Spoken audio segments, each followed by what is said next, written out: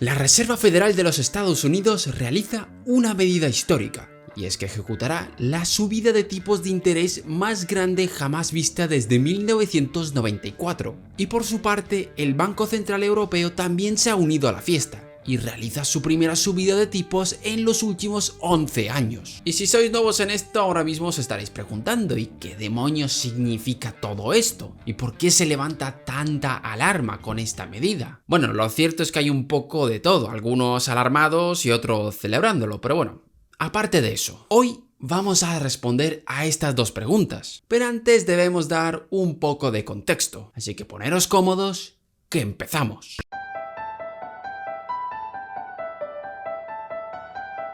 Desde 2021, la inflación ha sido una palabra que salía cada día en los titulares de los periódicos, y muchos ya se empezaban a preocupar de que esta se vaya a quedar para una larga temporada. Lo esperable era que de cara a 2022 esta comience a moderarse, pero tras el estallido de la guerra en Ucrania, todas esas previsiones se fueron al garete. La enorme subida de precios de las materias primas causadas por la guerra echaron más leña al fuego y borraron toda esperanza de que en este año veamos un descenso de la inflación. Sobre las causas de esta hemos hablado multitud de veces en este canal. Tenéis en la descripción una lista de reproducción con todos los vídeos. Pero en resumidas cuentas, hay dos grandes bandos, aquellos que dicen que esta alta inflación se debe a las masivas políticas de gasto y expansiones monetarias llevadas a cabo en estos últimos años, y por otro, los que dicen que esto es un fenómeno de costes. Debido a los cortes en la cadena de suministro, ahora se producen cuellos de botella que son incapaces de satisfacer la demanda de productos. Y como guinda del pastel le podemos sumar el incremento de los precios causados por la guerra.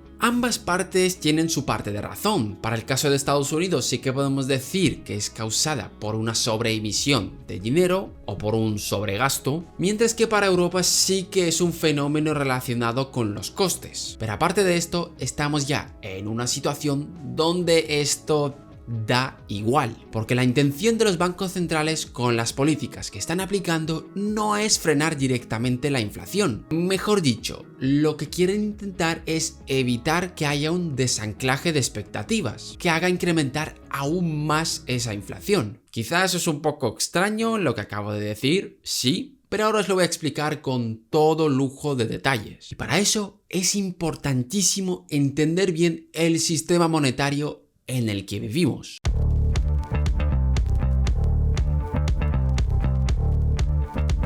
Desde los años 70, el dinero que utilizamos ha dejado de estar respaldado por oro. Richard Nixon fue el encargado de eliminar lo poco que quedaba del patrón oro, un episodio que por cierto ya comentamos en este canal. A partir de entonces, el dinero que empleamos ya no se puede canjear por oro. Si tú ibas a un banco central con un billete de $20, ese te mandaba a casa con otro billete de $20, lo que puede llevar a una errónea conclusión: que el dinero que utilizamos a día de hoy no está respaldado por nada.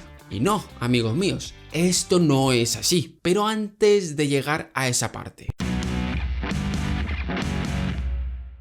a partir de ese momento los bancos centrales cambiaron su método de actuar, y en vez de asegurar que tu moneda va a ser canjeable por X cantidad de oro, bueno, para ser más exacto, el único que hacía eso durante la época de Bretton Woods era Estados Unidos, pero bueno, aparte de eso, ahora se cambiaba eso y el compromiso de los bancos centrales era otro. Ahora se comprometían a que la moneda se iba a devaluar en un año en un 2%, o lo que es lo mismo, que la inflación iba a ser de un 2% anual. No me voy a meter de si ese número está bien, está mal, si debería ser un 0, un 6, un -2, no importa eso ahora. Lo que importa es que a partir de ese momento todo aquel que tuviese dólares, euros, yenes, cualquier moneda fiat que se os ocurra, van a tener en cuenta que estas se van a devaluar en un año en un 2% y actuarán en consecuencia. Los ahorradores que tengan euros saben que si quieren mantener su poder adquisitivo, deben revalorizar sus ahorros, como mínimo en un 2%. Y en el caso de los sindicatos y empresas van a pactar una subida salarial acorde a esa inflación. Es decir, tu salario va a aumentar en un 2% al año para no perder poder adquisitivo. Esto, amigos míos, es lo que se conoce como anclaje de expectativas, porque todas las personas tienen en mente que la inflación al año siguiente será de un 2%. Entonces, ahora la pregunta es otra. ¿Cómo consiguen los bancos centrales mantener esas expectativas ancladas? Bueno, y quizás también hay otra pregunta, que tiene que ver todo esto con el título del vídeo. Pues a eso vamos ahora.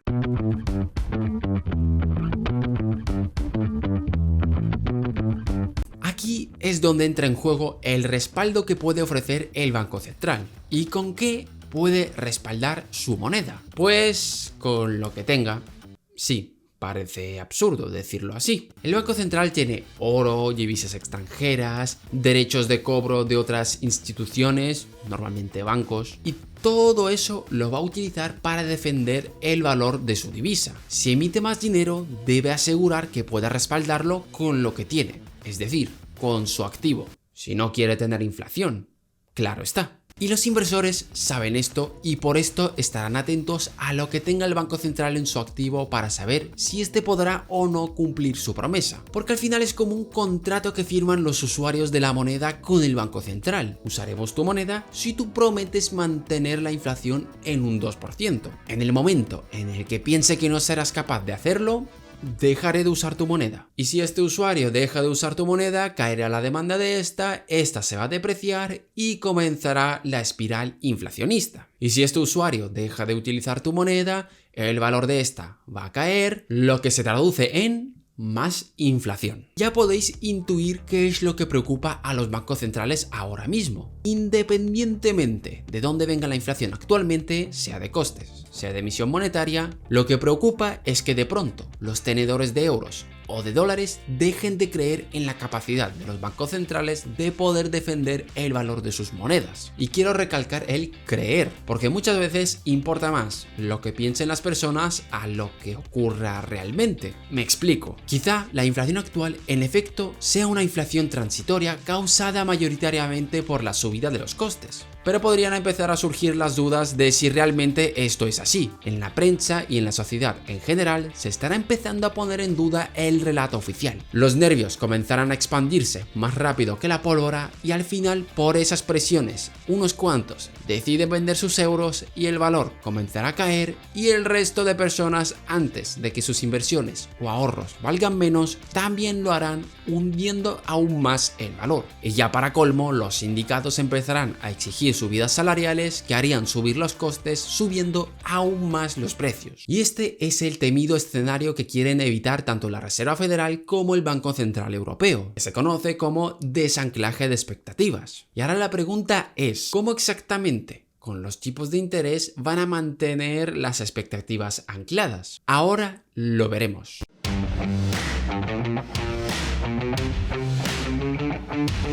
Aquí hay que tener claro qué controla exactamente el Banco Central, ya que muchos tienen la idea equivocada de que este controla el tipo de interés de la economía. Y esto depende de cómo lo veas, puede ser cierto o no. En la economía existen múltiples tipos de interés fijados por un montón de agentes, y el Banco Central controla uno de esos tipos de interés. Que es verdad que ese tipo de interés que controla puede, y recalco el puede, a lo mejor no, influir en el resto de tipos de interés. Pero venga, no os voy a dar más la tabarra con estos rollos. Lo que controla el Banco Central es el precio de las reservas. En otras palabras, por cuánto le presta a los bancos, ya que el Banco Central es algo así como un banco de los bancos.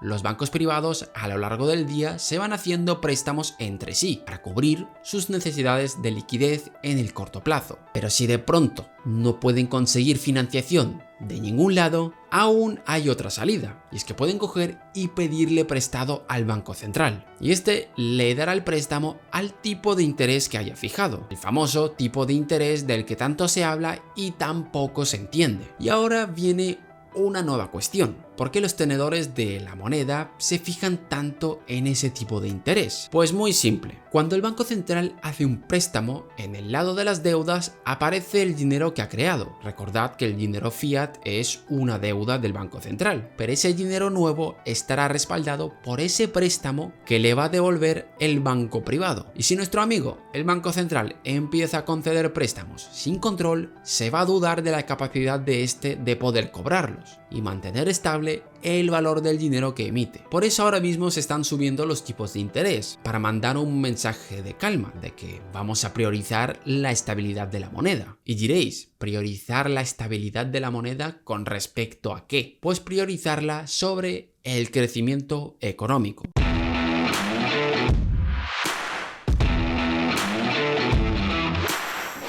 La razón por la que esta medida es tan controvertida y por la que ha levantado tanta polémica es porque la subida de los tipos de interés podría provocar una recesión en las economías y en el caso más extremo podría provocar una enorme crisis de deuda. Los bancos privados, al tener más cara la financiación, van a exigir mayores intereses a sus clientes, los cuales se verán desincentivados a invertir en ese proyecto empresarial, no adquirir esa hipoteca, o si ya estabas endeudado, refinanciar esa deuda te va a salir mucho más caro. En definitiva, esto hará ralentizar el crecimiento económico y en el peor de los casos, con economías muy endeudadas, podría provocar una enorme crisis de deuda. Y actualmente gran parte de la deuda es de carácter público, así que muchos estados podrían entrar en default, aunque hay que decir que no es lo mismo Estados Unidos que Europa, y ahora veremos el porqué. En el caso de Estados Unidos, su inflación sí que viene explicada por una sobreexpansión del gasto, y la subida de tipos de interés no solo ayudaría a mantener la confianza en el dólar, sino que también podría combatir los repuntes de inflación que está sufriendo su economía. También hay que decir que debido al privilegio que tienen de ser la moneda de reserva,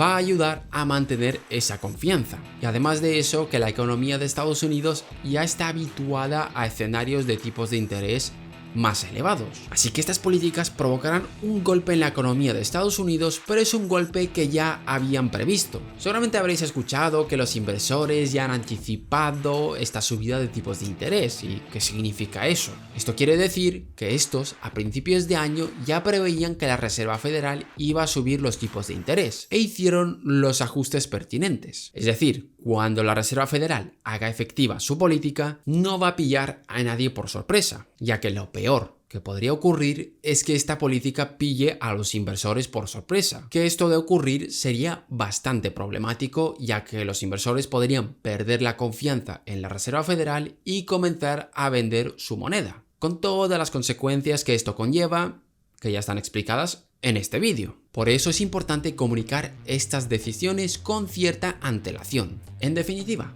una subida brusca de los tipos de interés podría provocar problemas en la economía de Estados Unidos, pero esos problemas no son nada en comparación a los que puede tener la Unión Europea. El Banco Central Europeo lo tiene mucho más complicado para manejar esto. Una subida de los tipos de interés podría ser fatal para la economía y para colmo no serviría contra la lucha de la inflación. En resumen, la subida de tipos de interés es mucho más arriesgada en Europa. Evidentemente, si coge y sube una barbaridad los tipos de interés, va a combatir la inflación, pero no porque se haya atacado el núcleo del problema, sino que provocó un golpe tan brusco en la economía que la inflación acabó bajando. Y nos falta el otro factor, el factor de la quiebra de los países. Países como España o Italia con altas deudas ponen en peligro la existencia del euro. En los últimos años, el principal comprador de sus deudas ha sido el Banco Central Europeo mediante los programas de expansión cuantitativa, que ya expliqué en otros vídeos, ya que el sector privado no estaba dispuesto a financiarles. Por eso el caso de Europa es tan delicado. En caso de una nueva crisis de desconfianza, lo va a tener bastante difícil. Es más, con las actuales subidas ya empezamos a ver subidas de primas de riesgo en España, y podríamos estar ante un nuevo episodio como el de Grecia en 2012, donde estaba en juego la propia existencia del euro, ya que en caso de quiebra los inversores comenzarán a vender todo lo que tengan denominado en euros euros, desplomando el valor de estos y contagiando al resto de países en Europa. En definitiva, la situación europea es mucho más delicada que la de Estados Unidos, donde además las expectativas siguen ancladas al 2%, como muestra el artículo que os dejo aquí abajo en la descripción. Hemos hecho un extenso análisis sobre cómo funciona el sistema monetario actual y por qué es tan importante mantener unas expectativas ancladas bajo este. Esto es lo que ha mantenido vivo este sistema y de un hipotético desanclaje podría provocar el colapso definitivo de este. Así que la pregunta es para vosotros. ¿Creéis que se va a mantener esas expectativas ancladas? ¿Va a sobrevivir el euro a esta situación? Dejadme vuestras respuestas en los comentarios, gracias por verme y nos vemos en el próximo vídeo.